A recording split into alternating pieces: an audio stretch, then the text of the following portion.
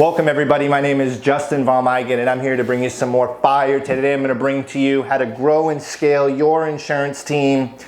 In the last year I've been able to grow and scale a considerable call center with our team producing consistently upwards of 120,000 annualized premium per week.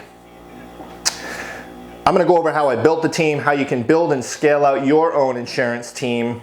All right, but first, if you've been liking the videos, you feel like they provide value to you, please hit like and the thumbs up in the bottom corner and also click subscribe. All right, that would really help do me a lot of good to be able to provide this value to other people. So first of all, recruiting is the lifeblood of any organization, okay? Without recruiting and growing, you're gonna shrink inevitably. Nothing in this universe is constant. It's either growing or shrinking. You'll never ever have production that is the same all the time. If it is, you're gonna eventually go down. You're gonna crash. So you gotta be growing faster than you are losing, right? Your attrition has to be lower than your gain. All right, by the way, the best way to make a ton of money in insurance is building a team. It's like pretty much the only way that you're gonna make a ton of money as fast as possible, unless you wanna just completely work like 80 hours a week producing for a long time, all right? Developing and recruiting a proper training program is essential to the growth and development of your team, okay? Bringing in agents is one thing, but properly training them is another. There are some people you can't train to, okay? You have to make sure that people display the qualities that will make them trainable and approachable, and be slow to hire and quick to fire, okay? You have to hire people by your core values and also fire by those core values for whatever they are.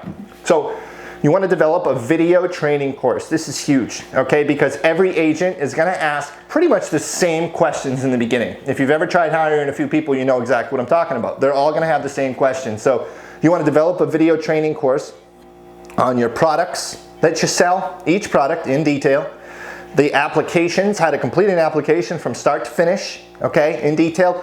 Break them up too. You don't want like a 45-minute video. No one wants to sit there and watch a 45-minute video, I promise. And they're gonna get distracted, they're gonna be on Instagram. You wanna break up the videos into smaller sections with quizzes in between, all right? You wanna have training on underwriting for each of the products that you sell. How do you get people approved for them? Which one do they match with, right? Based on certain health conditions, what should they go with? Or at least how to read the agent guides that are provided by the carrier. Sales training. You wanna have video modules on sales training, okay? You want to be able to show people how to go from start to finish and explain each part of the sales process and why it's important. That way they can define each step and say, hey, okay, this is important. I can't skip this, okay? Goal setting and motivation section. You want to have a section so that your agents can set goals, set a schedule, and be motivated every single day, all right? You want to have an explanation of the CRM or any software that you use to help your agents in their production, okay? Anything that they need to know, and also anything else that you feel is important. You can have a video section on training and recruiting. You can have a video section on how to work with the carriers, everything. Like, you want to have a video on just about everything and make it a trackable curriculum so that you can send people back to the video. Because as you grow and scale your team, if you have 100 people and someone asks the same questions all the time, watch the course, watch this video, right? Because you don't have time to go there and spend 20 minutes on a simple question that someone thinks is very complicated. By watching a 2-minute video, they can get the answer. That's what's so important. Spend the money. Lightspeed VT is one of the courses. Call Lightspeed VT, reach out to Chris Ludwig if you need any assistance with Lightspeed. It's the best video training course that's out there. There are some cheaper ones. Lightspeed is the best. Chris can hook you up, all right? Chris Ludwig at Lightspeed, he's great.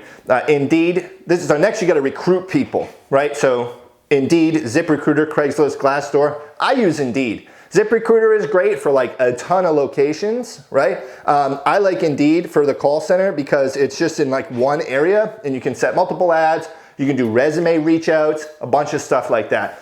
Remember, it takes quantity to find quality. You're gonna have to go through a lot of people. You're gonna have to talk to a lot of people. And if you're a rescuer like me, that can be dangerous, okay? You wanna make sure that you are bringing in people who are actually coachable, who have a work ethic and have a willingness to learn. So there are some things, luckily in insurance, there's a licensing course that people have to go through. So it's a little bit, kind of shows the willingness to learn a little bit there and challenge themselves.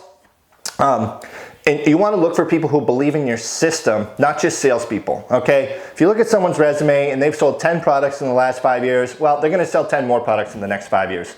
Licensed agents who are doing 100 different things, sell all these different carriers, annuities, and whatever they sell, it does not impress me at all. It actually turns me off when someone's like, oh, I've been at this IMO, this IMO, this IMO, I sell this, I do this, I do this, I do this. Because they're just a salesman. They're not going to stick around. I promise you, 99% chance they're going to leave. Make sure you're hiring true believers. So when you talk to people about what your goals are and your dreams or ambitions and what you want for them, because ultimately it's to train a replacement for you, right? As you build and scale a team, you want someone else who can build and scale a team. So you want to look for people who believe in that long-term vision, not just someone who's there to sell a product. I can sell ice to an Eskimo. Doesn't really impress me. Hey, I believe in your vision and I want to do exactly what you're doing someday. That impresses me a lot more. Make sure you put the time and effort into the people who are working and producing, okay? Sometimes what we can do is we can focus on like the underachievers. Now, if someone's showing up and someone needs a little bit of motivation, that's one thing. But if they constantly need this maintenance and babysitting, then that's another thing, right? You want to give the time and attention to the people who are working hard, producing, and deserve the attention for improvement, or the attention for improvement to another level, not the people who can't make it out of bed before 10 a.m. Okay, so please pay attention to that. I've learned the hard way, but it's just business. It's just how it is. You know, you can do what you can to motivate people, but make sure that you put a lot of time and attention into the people who are internally motivated, not the ones that need to watch, you know, a video every morning when they wake up just to get out of bed and be like, okay, I guess I'll tie my shoes, okay? So you wanna put the time and attention to the hard workers who are producing and are there.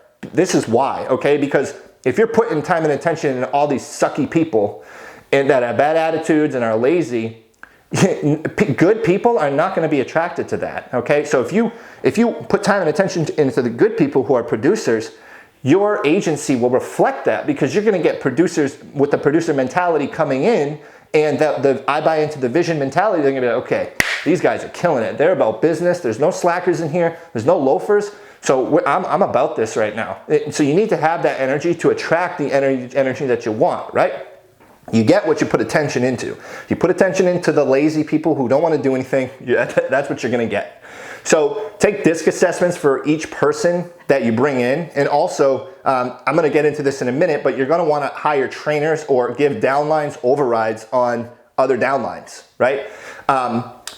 So what I mean by that is, so DISC assessment, it's a personality profile. There are other ones, there's a bunch of them. Essentially, the reason why this is important, right, is because I'm very high D, dominant, motivated, and that's like all I am at work, and based on the DISC. So if I get someone that has an opposite personality profile, they may be very, very good, but they were gonna look at me as insane, and I'm gonna look at them as lazy.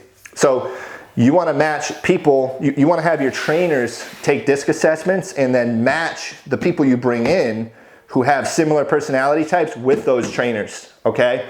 It'll really, really help because someone who has a more steady personality will vibe better with someone who has a more steady personality. And that's why it's good to have trainers that are different from you because you want that mix in your group, right? So give away part of your commission to a downline and make it worth it, right? Like make it worth it for them to train someone. If they're making like $100 a month, $200 a month, like what's that? To put in all the time and energy, like make it worth it. You want your guys to make money. If your people make money, they're not going anywhere. They're gonna be loyal to you. You wanna be generous with them. You can't be cheap, okay? People don't have time and money because they don't invest time and money. You gotta look at the long-term growth aspect here of you building a replacement for yourself. You wanna hold group interview. What I like to do when I'm hiring people is just get a ton of people several times a day on Zoom calls. I'll go over the details of the position, okay? I go over what they're gonna lose out on just as much as what they're gonna gain. So I make sure I talk about, hey, we are gonna cover how long it's gonna take you to do this, how much work you're gonna have to put in, how much time it's gonna take, how much energy it's gonna take. This is gonna be at least a 40-hour-a-week commitment. It's gonna be hard, it's gonna be challenging, but it's very, very rewarding. And I make sure I go over all the things that they may sacrifice in addition to what they may gain. And I go over the things they're gonna sacrifice mixed in, if not before, I go over what they're gonna gain. I say, this is a very, very rewarding position. Let me go over what it's gonna require, and then I'll go what the rewards are next. As you go through what they require, you're gonna see people just leave anyway. Good, you didn't want them there. Next, I do Zoom calls, because if you can't, I don't wanna set apart a time of my day for someone to just run in the office and show up late, 15 minutes late, and whatever.